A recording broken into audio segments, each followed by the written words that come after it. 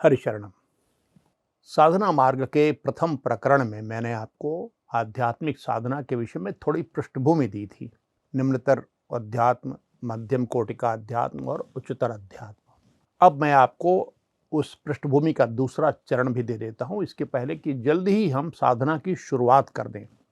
ईश्वर तक पहुंचने के रास्ते क्या हैं, ये कौन बता सकता है? आपको साधु संत मिलते हैं, वो अपने अपने तरीके से रास्ते बताते हैं। उनमें सिद्ध साधु संतों की संख्या बहुत कम हो गई है। जिसे पहले गुरु कहते थे, वो अब आपको बड़ी मुश्किल से मशाल लेके ढूंढने पर भी नहीं मिलेंगे। एक सभ्यता का भोगवादी विकास हो गया है, इसमें संत लोग भी कई प्रकार के अलग अलग तरीकों के रास्तों पर चल पड़े हैं। नहीं है ऐसा मैं नहीं कहूँगा, लेकिन खोज पाना बहुत विरल है। इसलिए अध्यात्म साधना करते वक्त हम किस आश्रय को ग्रहण करें, ये प्रश्न उठता है, क्योंकि कोई भी कुछ भी बता के आपका बहुत सारा समय नष्ट कर सकता है। इसलिए हमें इसकी ज़रूरत है कि हम समझें कि हम किस आश्रय आगे बढ़ेंगे, किस टॉर्च की रोशनी में आगे बढ़ेंगे। तो वह टॉर्च है, वह मशाल है, वह ज्योति है भगवत गीता, जो न केवल सिद्धांत देती है अध्यात्म के, बल्कि उसका व्यवहार पक्ष भी देती है। उचित संकेत कर देती है क्या करना है, ध्यान में क्या करना है, जप में क्या करना है। तो भगवत गीता ने 10 मार्ग बताए हैं ईश्वर प्राप्ति की ओर ले जाने वाले। उनमें से 4 तो बड़े प्रसिद्ध हैं, भक्ति मार्ग, ज्ञान मार्ग, ध्यान मार्ग और कर्म मार्ग। इन्हें क्रमशः हम ज्ञान योग, ध्यान योग, भक्ति योग और कर्म योग कहते हैं। उसके अलावा भी योग है। योग का अर्थ होता है वह जो जोड़ दे ईश्वर से। प्रधान अर्थ ये होता है। ईश्वर ध्यानस्थ देह त्याग योग भी बहुत महत्वपूर्ण योग है कि मरते वक्त भावपूर्ण तरीके से सिर्फ और सिर्फ ईश्वर की याद रहे। अगर वैसे क्षण में मृत्यु होती है तो व्यक्ति परमधाम चला जाता है ईश्वर के। तो हम आपको यह बता दें कि जिस पुस्तक को सभी ऋषि महर्षि, सभी संत किसी एक पुस्तक को यदि अध्यात्म का सच्चा मार्ग बताने वाला मानते हैं तो वह है श्रीमद् भगवद गीता। इसलिए इस पुस्तक की एक प्रति आप तुरंत खरीद लें। आपको असंख्य पुस्तकें भगवद गीता के नाम पे मिलेंगी, लेकिन हम आपको एक ऐसी पुस्तक बता रहे हैं जो सबसे कम मूल्य में आती है और अधिकांशतः प्रामाणिक अनुवाद है। अधिकांशतः मैं कह रहा हूँ, कहीं कहीं मतभेद हो जाएगा लोगों का, और यह सर्वत्र उपलब्ध भी है। गीता प्रेस ने भगवद गीता के बहुत सारे संस्करण निकाले हैं, मैं सबकी बात नहीं कर रहा हूँ। ये जो संस्करण है, ये श्रीमद् भगवद गीता पदच्छेद, अन्वय और साधारण भाषा टीका सहित, गीता प्रेस गोरखपुर।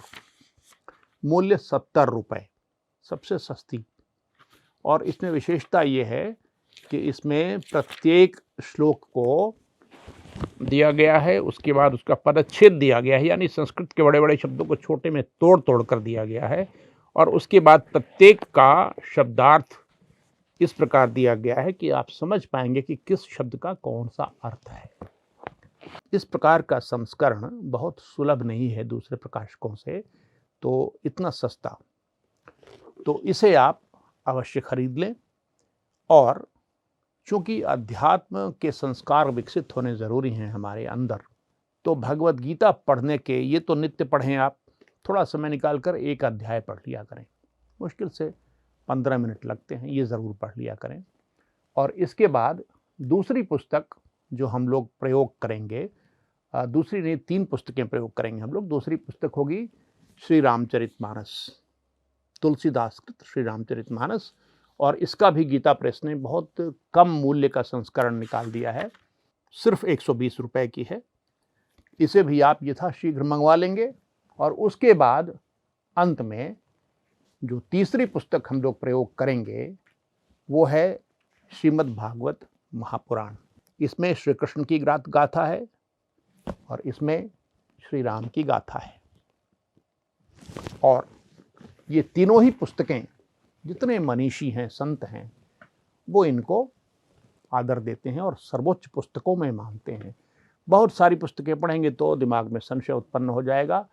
सिर्फ भगवद गीता हमारा मूल ग्रंथ होगी, और श्री रामचरितमानस जहाँ तक भगवद गीता के विरुद्ध नहीं जाता है, वहाँ तक हम इनको फॉलो करेंगे। ध्यान रखिए कि इस संस्करण में या कई संस्करणों में स्त्रियों पर और शूद्रों पर कुछ प्रतिकूल टिप्पणियां बीच-बीच में मिलती हैं। उनको आप नज़रअंदाज करेंगे क्योंकि तुलसीदास की मूल पांडुलिपि उपलब्ध नहीं है। उस पांडुलिपि को देख-देख कर जो प्रतियां बनाई गई थी लोगों के द्वारा, उनसे मिला-जुला कर संस्करण तैयार किया गया है। इसलिए हर बात तुलसीदास ने लिखी है, यह आवश्यक नहीं है। तो जो स्त्रियों पर, शूद्रों पर टिप्पणियां हैं जहाँ-जहाँ, वो गीता जी के अनुकूल नहीं है, हम उन्हें नहीं मानते। लेकिन बाकी बहुत सुंदर है। श्री राम का चरित्र बड़ा पावन है, आपके अंदर में संस्कार बनने शुरू हो जाएंगे। और यह जो पुस्तक है श्रीमद् भागवत पुराण, उसमें भी आप देखेंगे कि श्री कृष्ण के चरित्र को कई जगह विकृत किया गया है। बहुत पुरानी पुस्तकें हैं ये, और बीच-बीच में अपने अनुकूल अनेक व्यास और लेखक इसमें मिश्रण करते चले गए। तो उससे कुछ विकृतियां कहीं-कहीं आई हैं, उनको भी नज़रअंदाज करेंगे आप। हम लोग इन दोनों का, भगवद गीता का हम संस्करण निकाल चुके, और इन दोनों का भी हम गीता ग्लोबल पब्लिकेशन से संस्करण निकालने जा रहे हैं, जो परिमार्जित और परिष्कृत संस्करण होगा। उसमें ऐसा कोई दोष आपको नहीं मिलेगा। लेकिन अभी ये जो पुस्तकें हैं वो उस उम्दे चावल की तरह हैं, जहाँ कहीं-कहीं कंकड़ छूट गए हैं और दांतों में गड़ सकते हैं। तो ये 3 हमारे ग्रंथ होंगे, मुख्य रूप से भगवद गीता और उसके बाद रामचरितमानस और भागवत पुराण, जो हमारी इस आध्यात्मिक यात्रा को प्रकाश प्रदान करेंगे। और मैं बता दूं कि कोई भी ऐसा विश्व में गुरु नहीं है जो इतना ज्ञान रखता हो जितना इन तीनों पुस्तकों में आपको मिलेगा।